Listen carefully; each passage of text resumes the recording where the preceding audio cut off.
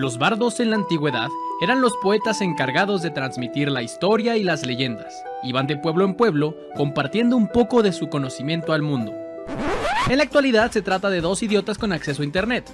Los bardos de la historia con Lechovisa. Biografías e historias de la historia. Amigas, amigos y amigas de Lechovisa, bienvenidos a Los Bardos de la Historia, podcast donde cada martes platicamos alguna biografía, un momento histórico o alguna serie de datos lo suficientemente interesantes como para aportar nuestros comentarios de dudosa certeza histórica. Puedes escuchar el podcast en Spotify, Apple Podcasts, iVoox, Amazon Music y en YouTube, donde además puedes ver nuestras hermosas caras. Mi nombre es Diego Villanueva y como cada semana me acompaña Sergio Villagrán. ¿Cómo estás, Sergio? Enfermo.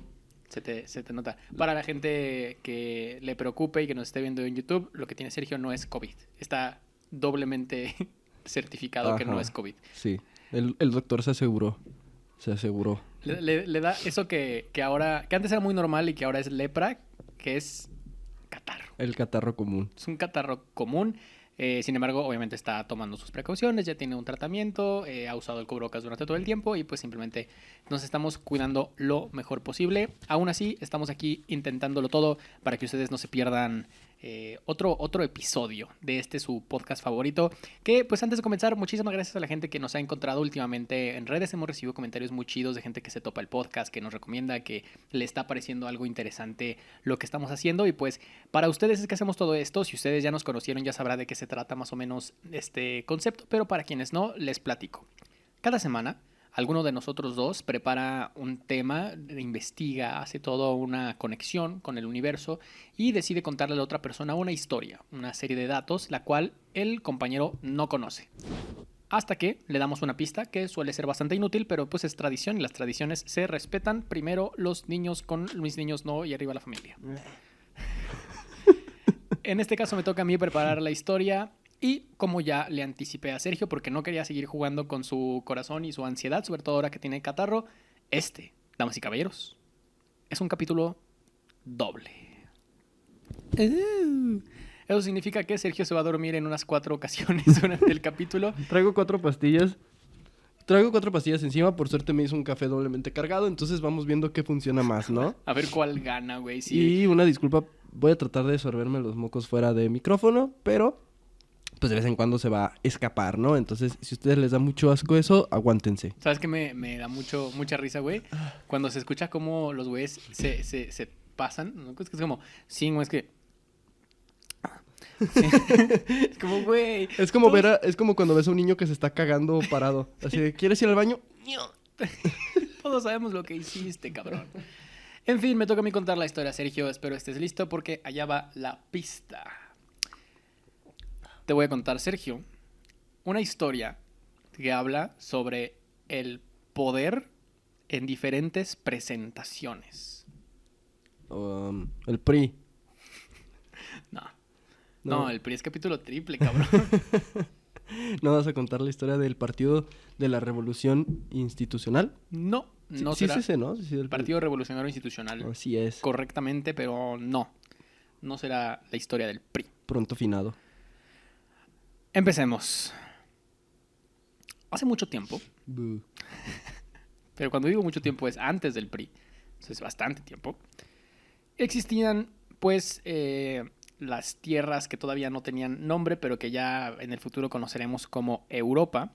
Y para ser más precisos, en el año 395 a.C., la civilización etrusca fue sometida por los romanos y estos tuvieron que caer en las campañas de colonización de Sila y los romanos fundaron el municipio que acompañaría a esas campañas. Uno de estos municipios era Florencia, sobre las cenizas del antiguo asentamiento etrusco. En la Edad Media, debido a su riqueza agrícola y a su posición como centro de comunicaciones, Florentia llegó a eclipsar a Fauculae. Los lombardos tuvieron el control de la ciudad durante la Alta Edad Media. Puras cosas que nomás ubico de nombre por Age of Empires, güey. Pues es el capítulo de Age of Empires, sí, güey. Un agro. Wololo. En el año 774, Florencia es conquistada por Carlomagno y ahora pasaría al Imperio Carolingio. Muchos años después, en 1115, la ciudad se liberó aprovechando las disputas de la sucesión de la condesa Matilde Y en 1125 Fiesole fue conquistada y sus habitantes obligados a irse a vivir a Florencia. Entonces ahora era la ciudad de los apestados. ¿Por qué? Porque ahí mandaban a todos los que perdían las guerras de los municipios. Órale, a chingar a su madre a Florencia. Es como Tonalá. Ándale. Además voy a decir a la verga era Florencia. Y Florencia, somos la verga. Ajá. No, en el buen sentido. No, a la que te mandan. En 1218 entra en guerra contra Pisa por la hegemonía de la Toscana, aunque Pisa había quedado muy debilitada por las guerras que se sucedían en el momento, así que para 1293 ya había sido expulsada del poder. En 1284 ya eran más bien Génova y Siena quienes empezaban a pelearse esto, pero declinaban también. ¿Por qué? Porque no tenían el poderío económico de Florencia. Florencia, al no meterse tanto en guerras y al ser geográficamente una zona que te servía para acceder a Roma o para que Roma pudiera exportar cosas al resto de Europa, era un centro comercial importantísimo. Y donde está el dinero, eventualmente llega una de las manifestaciones del poder. Muestra del poder de Florencia fue que se acuñó el florín de oro en el año 1252, una moneda que permanecería más de 3 siglos como uno de los patrones monetarios, junto al ducado veneciano. Me mama que ya tenían sistemas de monedas, pero cambiaban de pueblo a pueblo. Es como, aquí no entendemos cuánto vale cada cosa, pero llegas a la frontera y el trueque revivió, pa. Pues es que era... O sea, era lo mismo... Es como lo mismo ahorita, nomás que ahorita ya tenemos sistemas de cambio y... Ahí era como de, güey, ustedes tienen 5 monedas de Florencia, yo tengo 5 monedas de quién sabe dónde verga. No sabemos cuánto valen. Mejor, güey, dame tu cabra, tú dame tu vaca y nos vamos a mano. Para mediados del siglo XIV, si más específicos para 1326, ya las nuevas compañías en Florencia se dedicaban al comercio, a la industria, a la actividad económica más importante y ya empezaban a instaurarse sistemas de banca, préstamos, etc. Los florentinos organizaban el préstamo a gran escala y se fueron haciendo de dinero prestándole a toda Europa, básicamente. Ya tenían Coppel. Tenían Coppel, exactamente. En 1406, Florencia conquista Pisa y se convierte en una potencia marítima también. La mayoría de los ricos comerciantes, para asegurar sus tesoros y su alma, dedicaban las ganancias a edificar capillas e incluso iglesias. Transformaron sus casas y granjas en palacios. Y para el comienzo del siglo XV, algunos hombres comenzaban a buscar más tesoros en Europa. Más hombres. Pero estos tesoros que estaban buscando iban más allá de cualquier recompensa en oro o en reliquias. Estos hombres comenzaron a buscar el conocimiento. Un conocimiento que durante años había estado oculto, pero que ahora era muy valioso, pues todo aquel que encontrara los pequeños indicios de los clásicos griegos tendría en su poder algo de muchísimo valor. Okay. Pero estos normalmente estaban escondidos en monasterios, en tumbas o en cementerios. Uh-huh. Ya para 1400, Florencia como centro de comercio tenía entonces a muchísimas personas con mucho dinero y que estaban embarcados para encontrar este conocimiento. Y en la parte de atrás de un pequeño negocio de telas empezaba a posicionarse un pequeño banco que le prestaba a toda la ciudad y con eso se iban haciendo de poder, de amistades y de más dinero. La Iglesia Católica. Este pequeño banco era el banco de los Medici. La Iglesia Católica. Y te voy a contar la historia de los Medici. No sé quiénes son esos. Allá vamos. Me va porque lo dijiste así como, no, te vas a cagar, güey. Los Medici. Ok. Los Hernández Beltrán. Simón. Es como en Ciudad del Norte, que siempre dicen, no, esa huerquilla es nieta de los López. Uh-huh. ¿Cuál? López. Los López, los que se casaron hace unos años con los Hernández. Los que eran luego López y López. Exactamente. Y pues ya salió mal. Un morro y salió mal. ¿Cuál era la posibilidad que 2 López fueran primos? Los primeros Medici eran personas pues muy humildes que con sus granjas medio sobrevivían hasta que Giovanni de Medici, mejor conocido como Juan para esta historia. Giovanni Giorgio. Hasta que Giovanni Giorgio empezó a mezclar las primeras pistas y dijo, si pongo este récord con este récord. No. Hasta que Giovanni de Medici, o Juan Medici, como lo conoceremos para esta etapa del capítulo, se abre paso entre la pobreza rural, siendo muy bueno para vender y tomando muy buenas decisiones para los clientes a los que le prestaba. No solamente valoraba el tema económico de la empresa a la que decía apostarle, sino también los valores de las personas y más o menos como la reputación que tenían las mismas para saber si les prestaba o no. Pero esto no siempre se cumplía, porque a veces veía ciertas cosas en las personas que le daban una corazonada como para prestarles. Por ejemplo, llegó una vez un ex pirata a su banco a decirle, pues la neta, yo lo que quiero es limpiar mi nombre y poner empresitas y medio hacerme de un buen nombre en Florencia y en otros reinos. Así que pues le prestaron una buena lana con la condición no de que le pagaran de regreso a Medici, sino de que se mantuvieran como amigos. Vamos. Muy mafioso. Como amigo. Muy mafioso el pedo desde ese momento. Básicamente es, me debes un favor. Exactamente, y te lo voy a cobrar. No sé cuándo, no sé cómo, no sé con quién.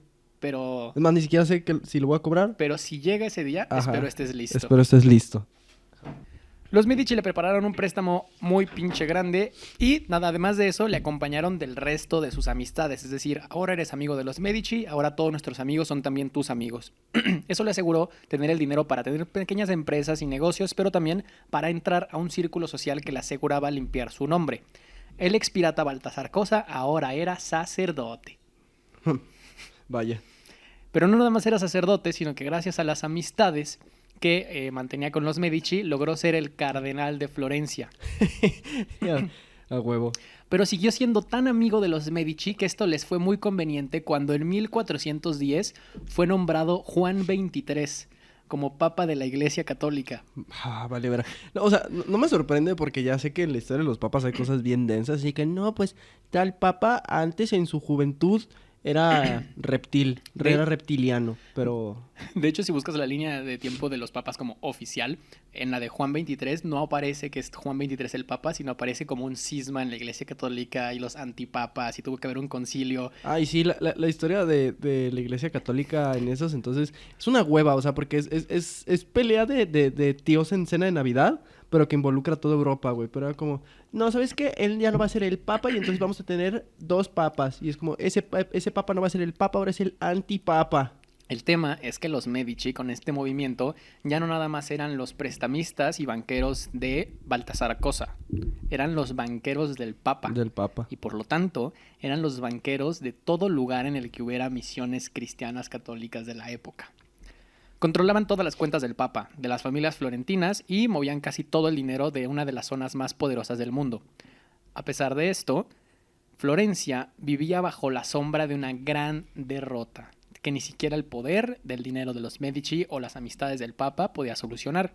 Y era que tenían una catedral gigante, la más grande del mundo para su época, incompleta, puesto que faltaba la cúpula, que era el elemento más importante de la época porque está muy ligada la cúpula en la arquitectura a el poder de Dios y la representación de Dios. Y porque como no tenía techo, pues siempre se estaba y tenían inundando. Que trapear un chingo. Sí, ya no les costeaba, güey. Gastaban un chingo en cubetas. El pedo es que era tan grande el hueco que dejaron para la cúpula, güey, que nadie sabía cómo levantarla sin que esa madre se les derrumbara, güey. Uh-huh. No había quien la terminara y los Medici tomaron esta como su principal proyecto para reivindicarse y posicionarse como los grandes padrinos y patrones de Florencia. Uh-huh. Giovanni y ahora también su hijo Cosimo buscaron ese business y encontraron a un ingeniero para lograrlo. Encontraron un loquito del centro llamado Filippo Brunelleschi que aseguraba saber cómo lograrlo. Cuando digo loquito del centro, lo que realmente quiero decir es que Brunelleschi era un pinche genio. Pero es que en esos entonces los genios y los loquitos del centro eran la misma madre, así como Aristóteles o Diógenes. O luego yo siento que a Da Vinci lo tenemos como esta imagen de que era un güey como súper recto y súper classy. Yo creo que el güey siempre estaba en calzones, güey. Y salía a tomar de que su vino a media calle y le hablaba a las palomas, güey. Pero pues de repente tenían atacazos artísticos, güey. De hecho, este güey, además de ser un genio, pues también dicen que era un güey de la verga. O sea, como era muy necio y terco con las ideas que él tenía sobre el arte, la ciencia, etcétera. Y se la pasaba discutiendo con quien lo cuestionara. De hecho, una vez en Florencia lo corrieron del Palacio de Gobierno como el tío Phil corriendo al vato de Fresh Prince. Porque le cuestionaron y le hicieron una pregunta de una obra y dijo, no, a mí no me preguntas nada, tú lo haces. O sea, yo te dije cómo se hace. Pero a los Medici les valía pito si era buen pedo o no, lo que les importaba es si era buen ingeniero. Uh-huh.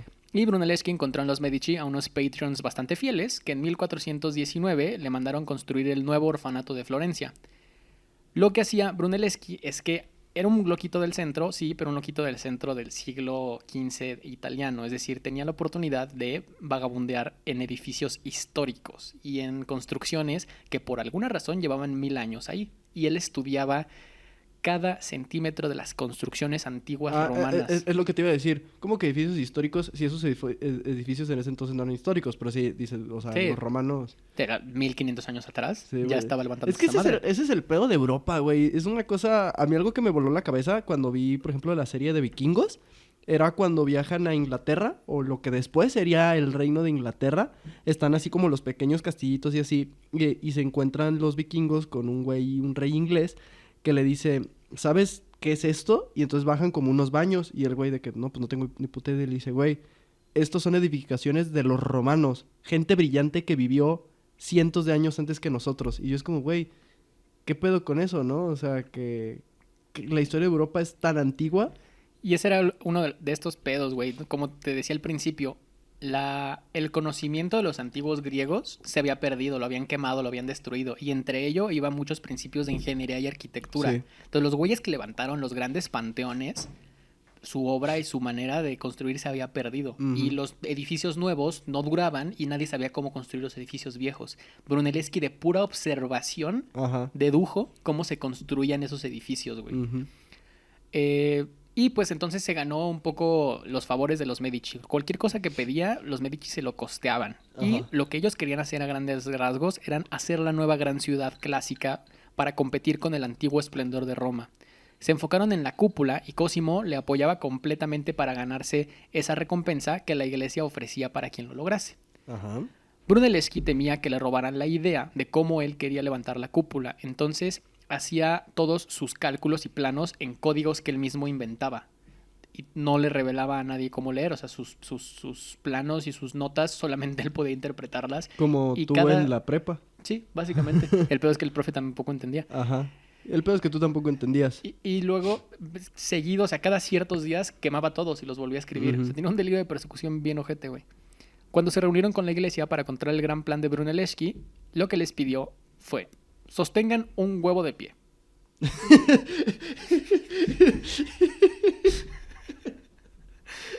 Ay, yo sabía que se iban a reír aquí. No, marrano. ¡No! Ah, no mames, avisa. Les pasó un huevo y dijo: intenten ponerlo de pie sobre la mesa. Y pues no podían, pinche huevo se iba de lado. Dijo: no mames, ¿cómo lo haces?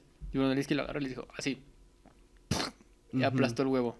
Y los güeyes se emputaron porque dijeron: no puede ser tan fácil. Ajá.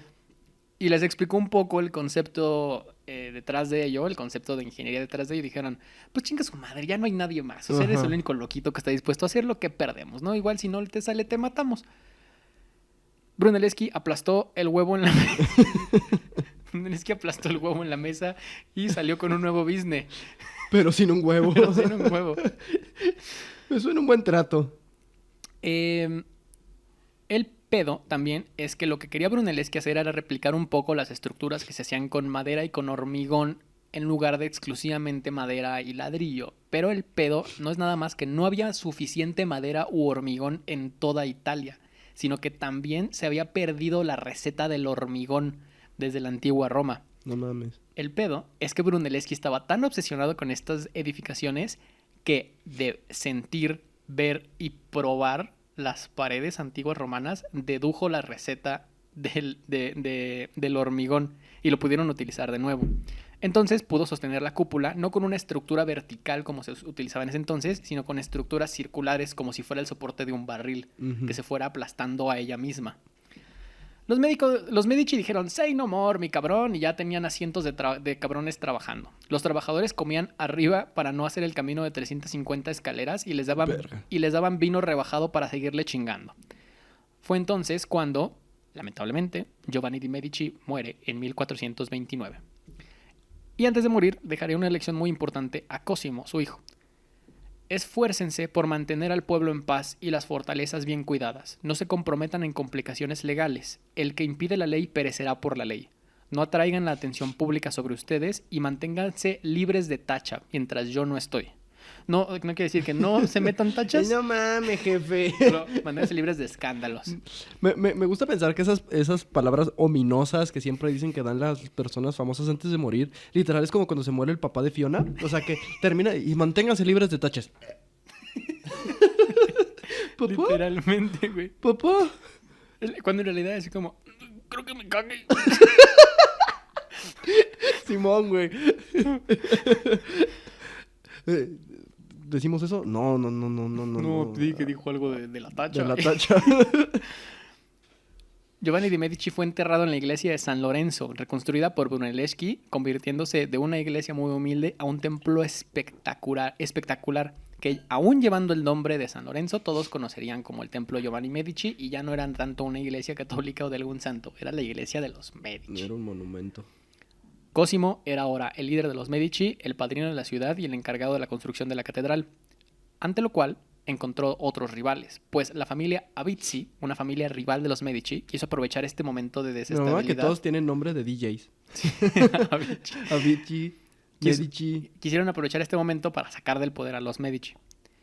Mientras tanto, Brunelleschi, mientras todo esto pasaba, tenía que deducir cómo putas subir piedras de 8,000 kilos. O sea, mientras tanto ese güey tragando hormigón, güey. O sea, Estos güeyes de la política, de las palabras. Y Brunelleschi literalmente tenía que deducir cómo subir piedras Sí, de güey. 8,000 kilos a 76 metros de altura. es que, y además me lo imagino, o sea, sí, güey, literal tragando hormigones. Como el güey de Atlantis, Sí, güey. el mole. Es tierra de Florencia. ¿Por qué hablas como francés, puñetas? Es que me estoy ahogando. Es la tierra. Es que tiene plomo. Entonces Plomo. Brunelleschi tuvo una pequeña idea para no tener a cientos de cabrones cargando piedras de La 8,000 polea. kilos. Algo Puso así. a bueyes, animales, no a... Cabrones. Los más tontos de ustedes, síganme. Les hizo examen a todos. Este güey está bien, güey. Los puso a caminar en el sentido de las agujas del reloj, elevando y bajando un mecanismo de ruedas enorme. ¿Ya Básicamente... habían relojes? ¿Eh? Sí. Ya- ¿Sí? Sí. ¿Cuándo se inventó el reloj? Ay, otro bardo. Básicamente, creó un elevador industrial de madera y bueyes de carga, güey. O sea, como... O sea, era como una polea. Como unas tuercas. Caminaban los bueyes abajo. Y esto, la parte en el medio, giraba una tuerca que subía la tuerca de arriba. Ah, Así, ok. y luego la volvió a bajar. Pero, ¿cómo le hacían para detenerlo cuando estaba arriba? O sea... Le pusieron un tope. Y paraban a los bueyes. Ah, no, ya. Ya. Y ya cuando querían bajar, que le dieran de reversa. No, cambiaban un tema en el dispositivo que ahora hacía que bajara el tornillo. Brunelleschi estaba loco, güey. Ajá, me mama que no sabemos explicarlo. De que y ya que estaba arriba cuando le tenían, pues le daban stop, pendejo. Chiflaban. A los Avici les surgía quebrarse a Cosimo porque este güey sabía todo lo que podía lograr si lograba la cúpula. Y entonces a estos güeyes les surgía quebrarse a Cosimo. Cosimo, sabiendo todo esto, sacó a su familia de la ciudad, sacó también sus principales tesoros, les recordó nunca ir al charco de las ranas. Ajá. Y se rodeó de muchísimos guardaespaldas. Ajá, y dejó de consumir tachos. Exactamente. El 7 de septiembre es el aniversario de Mecano, pero también de 1433 Se me hace tarde, güey. llamaron a Cosimo al palacio de los Avici para platicar. Los Avici habían capturado al consiglieri de la familia Medici para obtener datos incriminatorios de Cosimo, probablemente inventados, y lo llevaron a la celda de la barbería, como conocían a la celda más alta del palacio de los Avici. Tenía miedo de que hicieran lo más común, que era aventar a los cabrones por el balcón. Así mataban estos güeyes. Me mama la antigüedad, güey, porque no se andaban con mamadas, güey. Güey, está altísima esta torre y te vamos a aventar, Ajá, cabrón. es como, Cosimo, hemos decidido que te mueras. ¡Adiós! El pedo es que a pesar de tener esas determinaciones, necesitaban el consentimiento del pueblo. Era más o menos una democracia. Los soldados Avici hicieron el conteo de si sentenciaban o no a Cosimo el mismo día que habían capturado a todos los amigos de Cosimo, es decir, que no podían votar. No mames. Se sometió a votación, con todas las de perder para Cosimo. Fue declarado culpable y sentenciado a la ejecución. Y sentenciado a tropezarse desde el techo. Simón. Cosimo tenía que usar el arma más poderosa de los Medici, el dinero. Sobornó a los guardias y se escapó. Con lo que traía en su bolsillo, ¿no? Básicamente, güey. Desterraron a Cosimo y ahora los Avici dominaron Florencia, poniendo en peligro a todos los amigos de Cosimo y encarcelando a Brunelleschi, quien estaba sin hacerle daño a nadie, moviendo piedrotas. Sí, güey, pobre vato. Tú hablabas con ese cabrón, a mamarla. Güey, pero estoy haciendo tu cópula, mamarla. La gente le pedía a Cosimo volver y tomar la ciudad por la fuerza, pero Cosimo esperaba a que pues la raza se hartara de no tener agua y la gente lo pidió de vuelta. Los Avici perdieron el control de la población y quisieron atacar el palacio de gobierno para quedar como dictadores completos. Cuando pidieron ayuda al jefe de guardias de la ciudad para hacer esto, este les recordó por Cosimo Ajá. y los mató. No mames. Los Avici restantes fueron capturados y esperaban el juicio no de la gente de Florencia, no de los guardias, no de Cosimo, sino de un amigo Del papa. que Cosimo tenía y del que se habían olvidado. Los representantes del Papa llegaron a Florencia para pues, decidir de qué lado mascaba la iguana. Me mama que ahí literal los que tenían dinero eran los que gobernaban. O sea, decía, a mamarla el gobierno. A Cosimo le ofrecieron el control de Florencia y este aceptó con modestia. Fue entonces cuando fueron marcadas las caras de cada Avici. No los mataron, simplemente marcaron sus caras para que quedaran como traidores el resto de sus Pues vidas en Florencia. Así como los bastardos ¿Mm? sin gloria, ¿no? Con Cosimo volvieron el dinero, los trabajos y Brunelleschi. El Banco Medici se expandió a lo pendejo y ahora tenían sucursales en Barcelona, Brujas y El Cairo. Qué random. O sea, Pues sí. o sea Un poco sí. Barcelona, Brujas y El Cairo. Digo, había una misión muy grande romana desde hacía mucho tiempo en Egipto y también hacia ahí terminó yéndose todo lo que después fueron las operaciones del Papa, etc. El Banco Medici recaudaba el dinero de todas las iglesias de Europa y amenazaban con excomunión a quien no cooperara. El Papa también abrió una línea de crédito enorme con Cosimo. Ya no nada más le debía el haber llegado hasta ahí, sino ahora le debía el culo porque le debía un chingo de dinero, güey. Y tocaba cimentar la imagen para el futuro. Con dinero buscó artistas para convertir en Florencia en la meca de las bellas artes. No es como la más pendeja de las artistas. Mira, ahí va la meca de las bellas La meca de las bellas No, artes. sino la capital cultural del mundo. Gastando 6 veces los ingresos anuales en patrocinar artistas. Desde la perspectiva del dinero, esto es muy mala idea. Políticamente, es brillante. Ujú. Es como llevar a Silvio al Zócalo. Simón.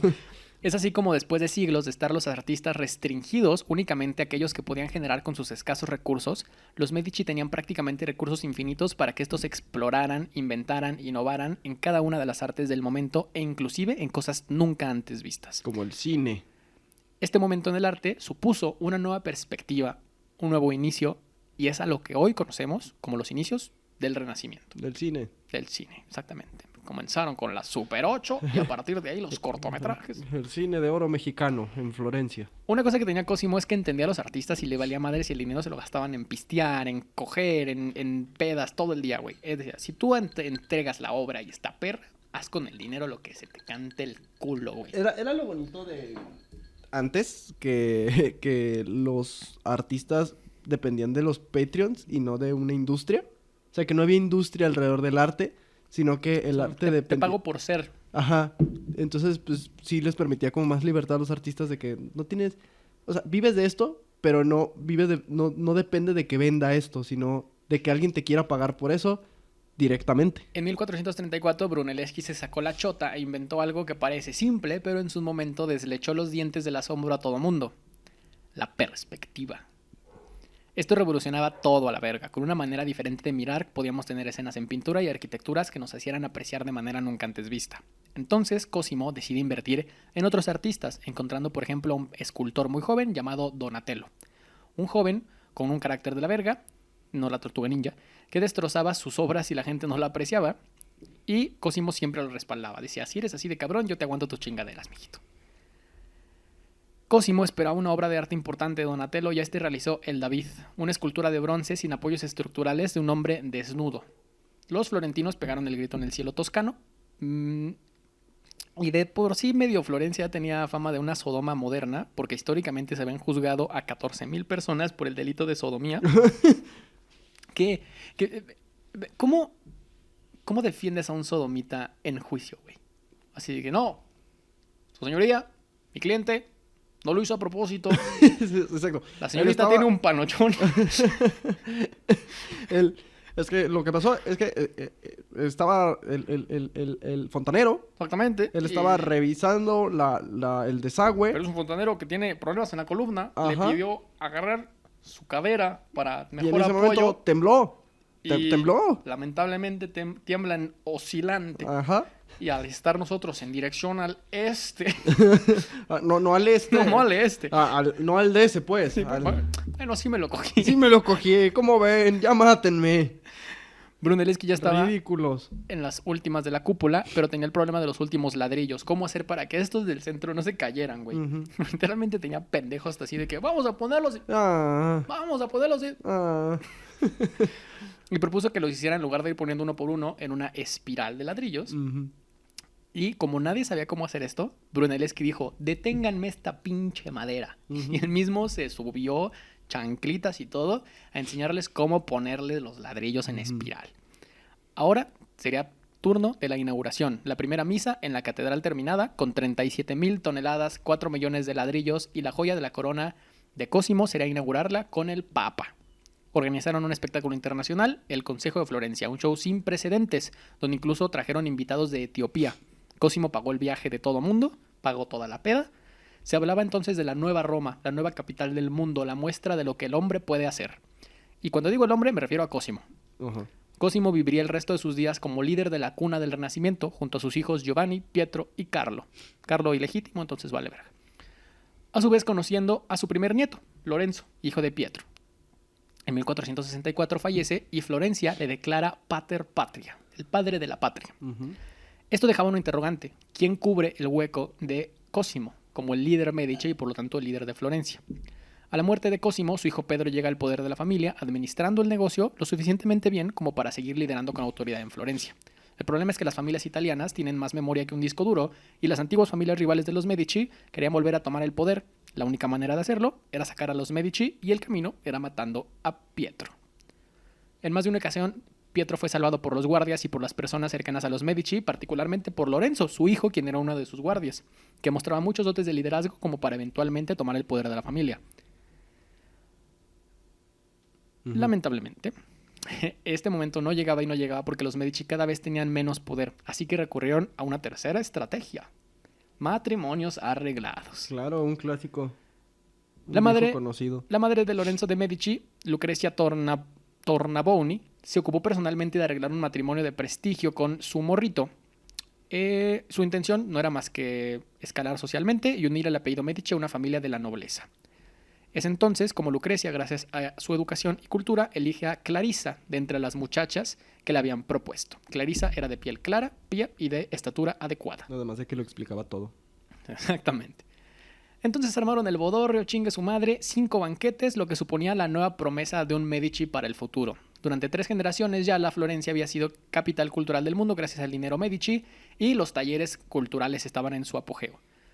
Ya traían los Medici a otro cabrón en mente para ser su nuevo artista.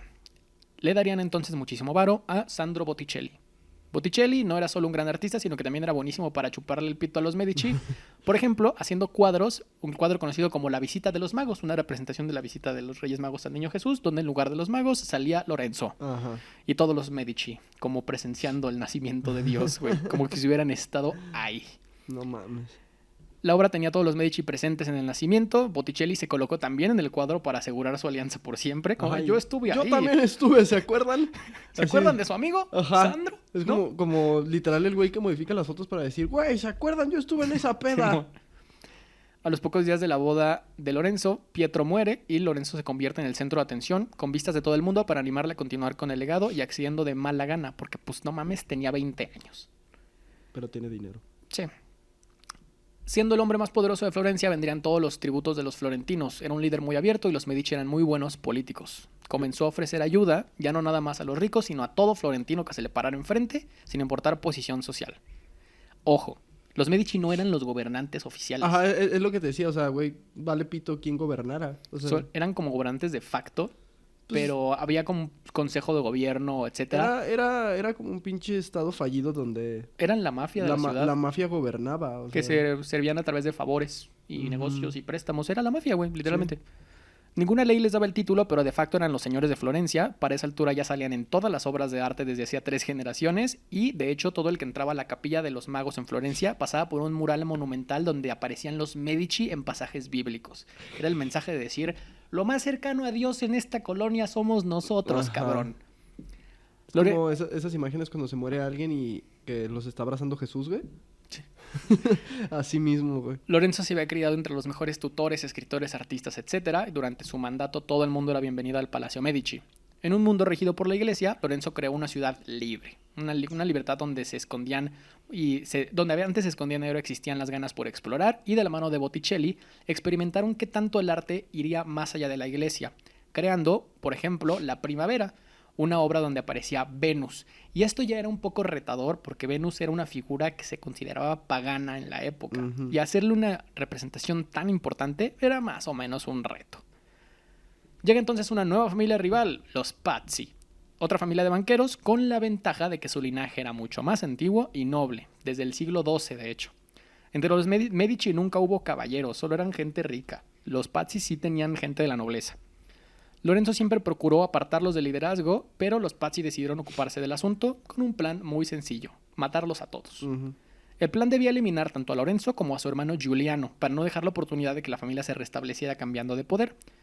Era, si matas a Sonny, tienes que matar también a Michael. Alfredo, déjalo vivir. Alfredo, déjalo vivo, es bastante castigo. El 23 de abril de 1478 se reunían para celebrar el día más sagrado del año, el Domingo de Resurrección, en la Catedral de Florencia. Yo al chile pensé que sí iba a ser el cumpleaños de alguno de esos cabrones. No. güey, que el cumpleaños de Lorenzo. Todavía medio se respetaban un poco ese pedo. Pero lo hacían en la Catedral de Florencia, que era un símbolo del poder de los Medici. Al momento de la comunión, Giuliano, el hermano de Lorenzo, es apuñalado 19 veces, Ver. falleciendo en el instante. 19. Pues sí, no mames. Se sospecha suicidio. No mames. Y Lorenzo también es herido de bastantes apuñaladas, pero se levanta entre la multitud, dando una imagen de inmortal Ujú. y haciendo a todos los seguidores de los Medici enojarse con quienes los intentaron matar. Lorenzo pensaba que eran los Pazzi quienes habían mandado matarlos, pero se enteraría después de que fue el mismo Papa quien había enviado soldados a acabar con los Medici. No, el Papa. ¡Tú no! El Papa, no. Eso es porque les debían el culo y es ¿qué haces cuando le debes tanto a Coppel? Mata a los Coppel. Ah, ya, chingue su madre. Quema un Coppel. Espérense a que suba tantito la gasolina y vamos y quemamos el Coppel. El poder Medici pendía de un hilo. Lorenzo decidió viajar solito a negociar con sus enemigos del sur. Viajaría hasta Nápoles con dinero y regalos. Guatemala. Viajar hasta Nápoles con dinero y regalos para todo mundo, acordando un tratado de paz para ambos bandos. Y con ese pinche encanto Medici legendario, Lorenzo salvó a la familia y a la ciudad. Al regreso fue aclamado y nombrado el Magnífico. Ujú. Pero algo en Lorenzo cambió. Algo se rompió ese día en Lorenzo. Su principal prioridad ahora era el futuro de la familia. Adoptaría al hijo de su fallecido hermano y anunció que toda ley en Florencia ahora requiere su visto bueno. Vale verga, güey. Lorenzo en ese entonces patrocinaba el taller de Darocchio, un artesano muy huevón que ponía a sus aprendices a trabajar los encargos. Lorenzo se dio cuenta de esto y empezó a notar a algunos aprendices bastante avanzados que tenían un talento impactante para técnicas del momento y muchas ideas progresistas e innovadoras. Se rumora que uno de estos aprendices de hecho era tan bueno que hizo que Darocchio se retirara así de que, verga, nunca voy a llegar a este nivel, ¿no?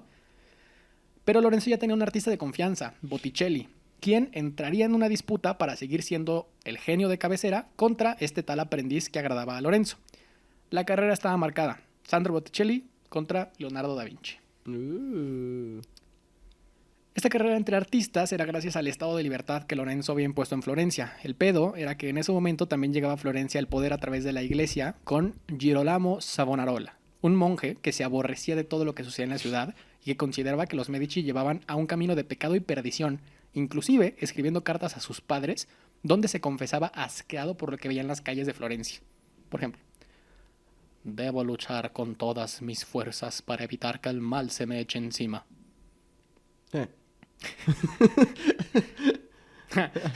GPI. Arre, hijo. Sí, hijo. Ya, hijo. Ya, hijo, ya. El Nomás una mamá de en vía pública, hijo. 29 de julio de 1487, muere la esposa de Lorenzo de tuberculosis, con apenas 34 años. Esto lo sume en una gran depresión, de la cual solo lo pudieron rescatar las artes, que es algo que acompañó a los Medici siempre. El amor por el arte y el patrocinarlo y el producirlo, etc. Por ejemplo, fundó la primera escuela de bellas artes del mundo en 1488. Ahí habría muchísimos jóvenes talentos para el futuro, jóvenes que estarían ligados para siempre con el trabajo, para los Medici. Encontró, por ejemplo, una vez a un morrito de 13 años trabajando con un bloquezote de mármol. El pequeño Miguel Ángel Buonarroti estaba trabajando en la cabeza de un fauno y Lorenzo le dijo, los faunos no tienen dientes. Esto es real, güey. Miguel Ángel, ¡carajo! No, le dijo, los faunos no tienen dientes, dijo. Miguel Ángel dijo, verga, es cierto. Y le quitó los dientes y fue a enseñar la pieza a Lorenzo al palacio. Sí me lo imagino para como son los artistas de... ¡Carajo! Pinche güey obsesionado, güey, quitándole los dientes y luego arrastrando la piedrota hasta el palacio. Va a ver el hijo de su puta madre. Lorenzo estaba tan encantado que lo adoptó en el Palacio Medici y lo trató como a sus otros 7 hijos. Miguel Ángel era muy religioso y dudaba un poco de la influencia de Medici porque también escuchaba mucho a Girolamo Savonarola. Decía, ok, este güey me está patrocinando, pero es el diablo en persona. Savonarola en ese momento ya tenía audiencia para sus mamadas y empezó a predicar que Lorenzo era la condena de Florencia. Estaban los que querían un estilo de vida elegante, artístico y creativo, y los que querían las viejas costumbres y cuidar los monumentos y que con los niños no haya esas mamadas. Y estaban los religiosos. Exactamente. Estaban los que querían el progreso, la libertad, derechos humanos y las artes. Y luego estaban las señoras. Luego estaban el congreso de tías. Lorenzo había gastado un putero en arte y obra pública y habían perdido varias sucursales del Banco Medici. Estaban en números rojos y, por lo tanto, tuvieron que dejar de cumplir tratos con amistades y quedar mal con mucha gente. Eso nunca acaba bien. Lorenzo cayó enfermo y su médico le recetó un menjurje hecho de perlas trituradas. Es como, estamos avanzando un chingo en ciencia, en arte, en arquitectura. Échenle ganas a la medicina. Sí, güey, ¿qué hubiera pasado si le hubieran echado ganas? Un poquito de ganas a la medicina, güey. Pon tú, vamos a hablar de eso más adelante. Y ya simplemente tenía que asegurar su última opción. Perlas trituradas, vete a la verga. Su última opción antes de morir, asegurar el futuro de la familia. Lorenzo llamó a su enemigo, Savonarola, a su lecho de muerte para pedir perdón. Pero Savonarola le aplicó un larga vida al rey y le dijo que Dios no lo iba a perdonar en su lecho de muerte. Murió a los 43 años, que era muy viejo para la época. Savonarola entonces tiró el discurso de que las profecías se iban cumpliendo, vieron cómo ya cayó el primer demonio y en ese momento hasta Botticelli, medio asustado de que lo pudieran matar y medio conveniente irse con el que iba mandando, se vendió y pues ahora era muy católico el perro, ahora ya era puro pinche cuadro de la Virgen a la verga. Los Medici no los conozco, ese güey que sale en su cuadro no soy yo, no, mira, tiene bigote. Ajá. Y yo no. Pero además me mama que en lugar de rasurarse, mira, tiene bigote este güey. Ajá. No puedo ser yo. Sí, en lugar de dejarse la barba es como, no, jodo mi pintura. Y voy razonándose diario para no tener ni poquito bigote. Porque su bigote era como los lentes de Clark Kent. En cuanto un guardia lo viera con bigote. ¡Es tú! ¡Es el del cuadro! ¡Ajá, es el rey mago! Y que no, mira. No es. Ahora Savonarola era el líder de Florencia. Y comenzaron a torturar a todo aquel que no cumpliera con las normas de las buenas costumbres. Quemaron las bibliotecas de Lorenzo e hicieron a Botticelli quemar sus obras anteriores. Mataron a prácticamente toda la familia Medici. Les quitaron el poder y fueron eliminados de prácticamente toda esfera pública en obras, etc. y en el legado que habían construido Giovanni, Cosimo y Lorenzo. ¿Por qué en la mayoría de las historias de destrucción de obras de arte y literatura tiene que estar relacionada a la Iglesia Católica? O sea, siempre, güey. El legado de los Medici estaba prácticamente eliminado y esta gran familia que había dado pie al esplendor del Renacimiento estaba por ser olvidada. El tema con los Medici, como hemos aprendido en este primer capítulo, como con muchas personas a lo largo de la historia, es que mientras uno de ellos siga con vida y mantenga la ambición de los patriarcas originales, nunca los podemos dar por muertos. Son como cucarachas. Existía un último bastión, el pequeño Giovanni di Lorenzo, nieto de Cosimo, hijo de Lorenzo, y quien había estado fuera de la ciudad desde muy morrito, educándose en el camino a convertirse en un hombre de fe, y por lo tanto se salvó de la matanza de los Medici. La misión casi imposible de regresar a los Medici, no digamos al poder, sino al menos a la presencia, caería en los hombros de un morro que ya formaba parte de la Iglesia Católica, misma iglesia que había luchado contra su familia. El actuar de Giovanni en el futuro de Florencia, la historia que los artistas patrocinados por los Medici y cómo el poder no necesariamente se divide entre la iglesia y el Estado y el dinero, sino puede convivir en 3 lugares, será algo que conoceremos en el siguiente capítulo de Los Bardos de la historia. Sobre el capítulo número 1, los primeros Medici y el nacimiento, el renacimiento, el nuevo nacimiento. No está catchy. Renacimiento. Así es, la historia de los primeros Medici y el Renacimiento, como estos güeyes, la gente los tiene así de, son los padrinos del Renacimiento, güey. Estos pusieron el varo para que estos güeyes pusieran a hacer sus mamadas. ¿Cómo les pagamos? Quemándoles la casa. Ajá, matándolos a todos. Les digo, tampoco eran ninguna perita en dulce, los cabrones. Pero pues, siempre va a haber ricos que Sí, pero el pedo con la iglesia católica es como, ustedes ya tienen un chingo de cosas, ya dejen a los demás divertirse. Es como, ya les dejamos como 500 años. Y agarrarse de cualquier cosa es como, puta madre, esos güeyes llevan 90 años haciendo labores impresionantes en la ciudad. No hay manera de que ese cabrón pinta un pezón, mátenlos. Sí, güey, hijos de puta, güey. Es imposible, o sea, es imposible que en una historia... Hemos contado una historia donde la iglesia católica digas, ay, pobrecitos. Bueno, quizás nomás cuando los quemaron a todos en Roma, ¿no? Que ahí sí como que chance no se lo merecían, ¿no? Pero de ahí en más... Hijos de la chingada, güey. Y es que ni siquiera es el pedo de, ok, ya quieres concentrar el poder. Pero pues también es como este pedo de, a huevo, vamos a reafirmar nuestra llegada al poder quemando todo, güey. Chingue su madre cualquier avance científico. Chingue su madre la literatura. Chingue su madre las esculturas. Chingue su madre, no sé, güey, lo que sea.